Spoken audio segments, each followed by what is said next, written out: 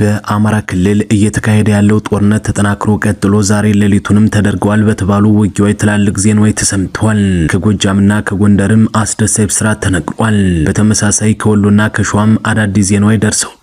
በትግራይ ክልል እየታየ ያለው የጦርነት ሁነትም እየተባባሰ መጥቶ አዲስ ክስተት ተፈጥሯል።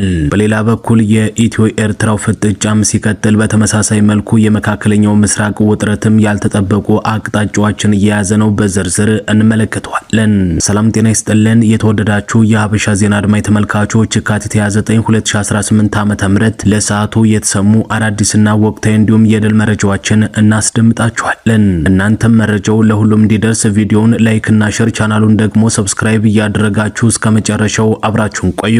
በአማራ ክልል እየተካሄደ ያለው ጦርነት በተለይም በገጠሩ ክፍል ተጠናክሮ ቀጥሎ በበርካታ የክልሉ አካባቢዎች ላይ ከፍተኛ ውጊያዎች እየተደረጉ መሆኑ ተነግሯል። በዚህም በክልሉ የተቀሰቀሰው ጦርነት ከመፍትሄ ይልቅ የበለጠ ጦሰኛ እየሆነ እየመጣ ነው። አሁን ላይ በፌዴራል መንግስትና በፋኖ ኃይሎች መካከል ያለው ወታደራዊና ፖለቲካዊ ውዝግብ ከወትሮ በተለየ እየጋለ መጥቷል። ከትላንት ጀምሮ ዳሩንም በበርካታ አካባቢዎች ውጊያዎች ተደርገው አዳዲስ ዜናዎችም ተሰምተዋል። እንደ ምንጮች ገለጻ ከሆነ በሸዋና በወሎ ቀጠና ውጊያዎችም እንደቀጠሉ መሆናቸው ሲነገር፣ በሸዋ ቀጠናም በየዕለቱ አዳዲስ ጉዳዮች እየተፈጠሩ የሁለቱን ወገኖች ክረት የበለጠ ጨምረውታል።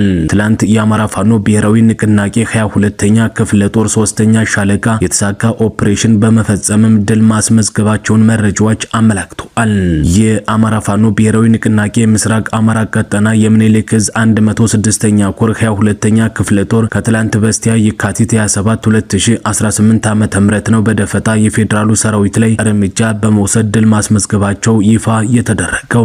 የወጡ መረጃዎች እንዳመለከቱት ከሆነ መነሻውን ጋሸና አድርጎ ወደ መቄት ሲጓዝ የነበረ የፌዴራሉ መንግስት ኃይል ነው የተመታው ተብሏል። በሸዋ ቀጠና ሳሲት ግንባር በቀጠለው ተጋድሎ ደግሞ በትናንትናው ዕለት የፋኖ ኃይሎች የጸረ መከላከልና የመልሶ ማጥቃት እርምጃ በመውሰድ ሳሲትና አካባቢውን ትላንት ሙሉ በሙሉ መቆጣጠራቸው ተረጋግጧል። ለቀናት ተደርጓል በተባለው በዚህ ተጋድሎ 44 የፌዴራል መንግስት አየር ወለድ ኮማንዶ አባላት መደምሰሳቸው ሲነገር ከ72 በላይ የሚሆኑ ደግሞ ቁስለኛ መደረጋቸው ተነግሯል።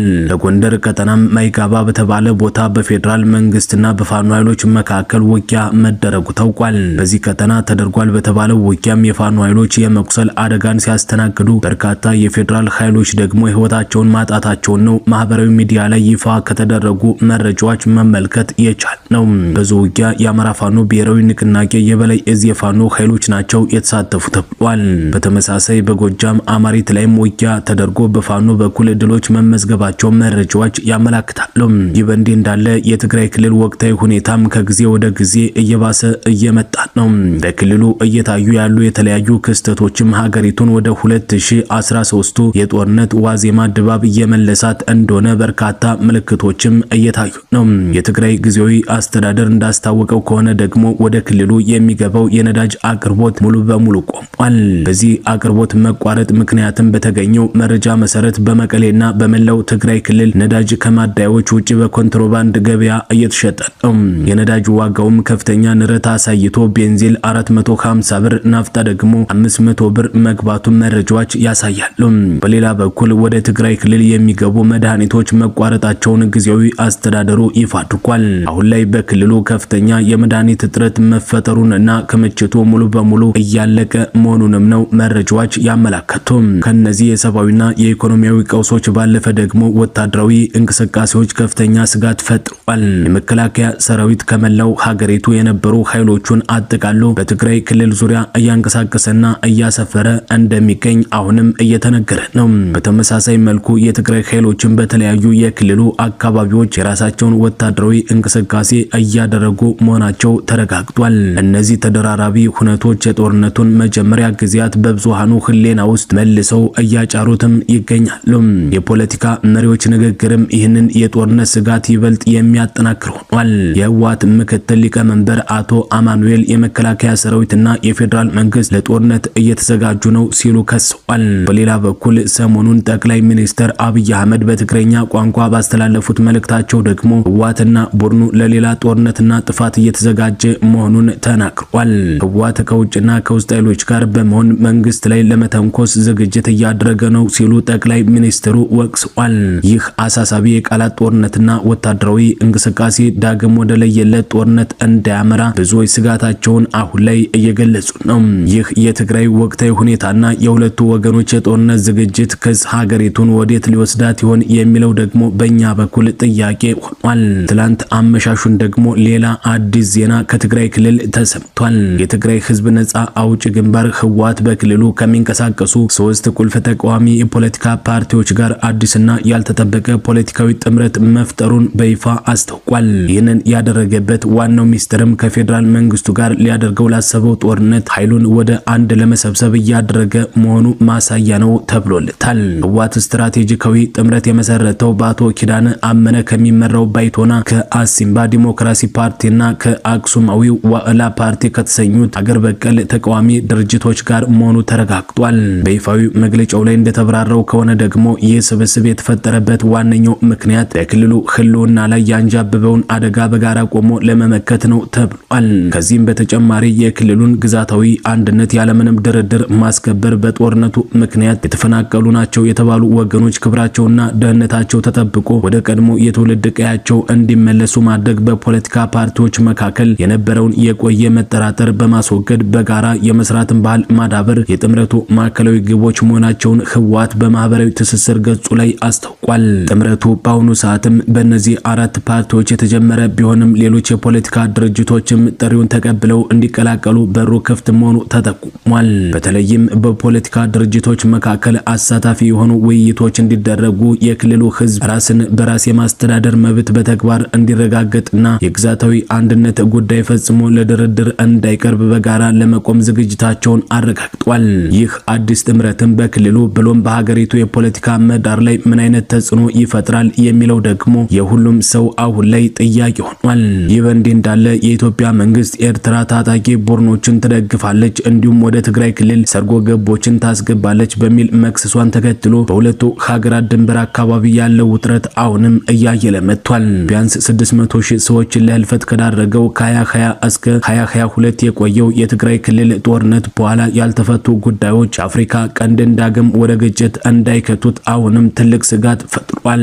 ዘ አፍሪካ ሪፖርት የአካባቢውን ነዋሪዎችና ማንነታቸው ያልተገለጸ ወታደራዊ ምንጭን ጠቅሶ ዛሬ እንደዘገበው ከሆነ የኤርትራ ወታደሮች በተለያዩ አቅጣጫዎች ድንበር ጥሰው ወደ ትግራይ በመግባት እስከ መቀሌ፣ አዲግራትና ዛላምበሳ ድረስ መድረሳቸው ተጠቁሟል። በተጨማሪም በሱዳኗ የድንበር ከተማ ሐምዳይት በኩል ሰርጎ የመግባት እንቅስቃሴ እንዳለና የኤርትራ ወታደሮች የኢትዮጵያ ጦርን የደንብ ልብስ በመልበስ ጭምር በስውር እንደሚንቀሳቀሱ እየተነገረ ነው። ይህ ሁኔታም በአዲስ አበባና በአስመራ መካከል ያለውን የዲፕሎማሲያዊ ፍጥጫ አባብሶታል። የኢትዮጵያ የውጭ ጉዳይ ሚኒስትር ዶክተር ጌዲዮን ጢሞቴዎስ የካቲት 7 ቀን በጻፉት ደብዳቤ ኤርትራ በኢትዮጵያ ውስጥ ለሚንቀሳቀሱ ታጣቂ ቡድኖች ድጋፍ ታደርጋለች በማለት የከሰሱ ሲሆን የኤርትራ ጦር ከኢትዮጵያ ግዛት እንዲወጣም ጠይቀዋል። አክለውም የኤርትራን ድርጊት ትንኮሳዎች ብቻ ሳይሆን ግልጽ የጥቃት እርምጃ ነው ሲሉ ኮንነውታል። በአንጻሩ የኤርትራ መንግስትም ይህንን ወንጀላ ፍጹም ሐሰት ነው ሲል ማሳወቁ አይዘነጋም። የኤርትራ የማስታወቂያ ሚኒስትር የካቲት 9 ቀን በወጣው መግለጫ ክሱ ፈጽሞ የሐሰትና የፈጠራ መሆኑን ገልጾ ከ2 ዓመታት በላይ በኤርትራ ላይ ሲካሄድ የቆየው የጥላቻ ዘመቻ አካል ነው ሲል መናገሩም የሚታወስ ነው። መንግስታቸው ትርጉም የለሽ ለሆነ ንትርክ ምንም አይነት ፍላጎት እንደሌለውም አጽንኦት ሰጥቷል። ምንም እንኳን ኤርትራ ክሱን ብታስተባብልም በኢትዮጵያ በኩል ወደ ሰሜኑ ግንባር ከፍተኛ የጦር ኃይልና ወታደራዊ ትጥቅ እየተንቀሳቀሰ መሆኑን የአካባቢው ነዋሪዎችን መመስከራቸውን የፈረንሳይ ዜና ወኪል ዘግቧል። ይህ የጸጥታ ውጥረት እየተካሄደ ያለው በትግራይ ውስጥ ካለው የውስጥ የስልጣን ሽኩቻ ጋር ተዳምሮ እንደሆነም ተመላክቷል። ከጦርነቱ በፊት ክልሉን ያስተዳድር የነበረው ህወሓት በፕሪቶሪያው ስምምነት መሰረት ከተቋቋመው የትግራይ ጊዜያዊ አስተዳደር ጋር የፖለቲካ ሰጣ ገባ ውስጥ ገብቷል። የዓለም አቀፉ የቀውስ ጊዜ አጥኚ ቡድን ክራይሲስ ግሩፕ መረጃ እንደሚያሳየው ከሆነም የትግራይ ኃይሎች ጥር 26 ወደ አከራካሪው የሰሜን ምዕራብ ትግራይ ጠለምት አካባቢ በመግባት ከፌዴራል ኃይሎች ጋር እየተዋጉ ሲሆን ከ3 ቀናት በኋላ ጥር 29 ደግሞ ወደ ራያ አካባቢዎች ኮረምና አላማጣ አቅንተዋል። የፌዴራል መንግስት ለዚህ እንቅስቃሴ እርምጃ የወሰደ ሲሆን ጥር 30 ወደ ክልሉ የሚደረጉ በረራዎችን በሙሉ ከማገዱም ባለፈ በማዕከላዊ ትግራይ አካባቢዎች 2 የድሮን ጥቃቶችም ተፈጽመዋል። ተጠምቋል። አብዛኛው ያሁኑ አለመረጋጋት የሚመነጨው በሁለቱ ዓመታት የእርስ በርስ ጦርነት ወቅት ከተፈጠሩና እልባት ካላገኙ የድንበር ይገባኛል ጥያቄዎች መሆኑ ይነገራል። ህወሓት አከራካሪ የሆኑ ግዛቶች ከአማራ ክልል አስተዳደር ቁጥጥር ወጥተው ወደ ትግራይ እንዲመለሱ በተደጋጋሚ ቢጠይቅም የፌዴራል መንግስት ግን ይህንን በቀላሉ ተግባራዊ አላደረገም። ይህ የኢትዮጵያ የውስጥና የድንበር ውጥረት በቀጠናው በሶማሌ፣ በደቡብ ሱዳን እንዲሁም በሱዳን ካለው የትጥቅ ጦርነት እንዲሁም ከህዳሴ ግድብ ጋር በተያያዘ ከግብጽና ሱዳን ጋር ካለው የተራዘመ አለመግባባት ጋር ተዳምሮ የአፍሪካ ቀንድን ይበልጥ አሳሳቢ ወደሆነ የጦርነት ቀውስ ውስጥ እየከተተው ይገኛል። በሌላ በኩል የመካከለኛው ምስራቅ ውጥረት ድንበር እየጣሰና ያልተጠበቀ አቅጣጫዎችን እየያዘ ስለመምጣቱም ተነግሯል። አሁን ደግሞ የኢራን ኃይሎች በአዘርባይጃኗ ናክቺቫን ዓለም አቀፍ አየር ማረፊያ ላይ ድንገተኛ ጥቃት ማድረሳቸው ይፋ ተደርጓል። የዓለም ሁኔታም ከቀን ወደ ቀን እጅግ ፈታኝና ያልተጠበቀ እየሆነ መጥቷል። አሁን ላይ የመካከለኛው ምስራቅ ጦርነት አድማሱን እጅግ በጣም አሰፍቶ 8ኛ ቀኑ ላይ ደርሷል። የኢትዮጵያ ጠቅላይ ሚኒስትር ዶክተር አብይ አህመድ ልክ ባለፈው ሳምንት በአዘርባይጃን ይፋዊ የሥራ ጉብኝት እያደረጉ እንደነበር አይዘነጋም። ይህ አውዳሚ ጥቃት የተፈጸመው ጥቂት ቀናት ቀደም ብሎ ቢሆን ኖሮ የጠቅላይ ሚኒስትሩ ጉዞ ይሰረዝ ወይም ደግሞ ወደ ሀገር ቤት መመለስ ተከልክለው እዚያው አየር ማረፊያ ውስጥ ትልቅ አደጋ ውስጥ ሊወድቁ ይችሉ ነበርም ተብሏል። የጦርነትና የፖለቲካ ነገር እንዲህ ነው የሚሉት ምንጮቹ የትላንት ሰላማዊና ደህንነቱ የተጠበቀ ቦታ በቅጽበት የጦርነትና የፍንዳታ ቀጠና ይሆናል በማለትም ገልጸውታል። አሜሪካና እስራኤል የተቀናጀውን ጥቃታቸውን አጠናክረው አሁን ላይ ቀጥለዋል። በተለይም አሜሪካ ከመካከለኛው ምስራቅ ውጭ ለመጀመሪያ ጊዜ በስሪላንካ የባህር ዳርቻ አቅራቢያ የኢራንን የጦር መርከብ ማጥለቋን ፔንታጎን አረጋግጧል። እስካሁን ባለው ጦርነትም ከ20 በላይ የኢራን የባህር ኃይል መርከቦች ወድመዋል። እስራኤል በበኩሏ በኢራን ዋና ከተማ ቴህራን በሚገኙ የሚሳኤል ማምረቻዎች እንዲሁም የጦር ሰፈሮች ላይ አዲስና ከባድ የአየር ድብደባ መፈጸሟ ተነግሯል።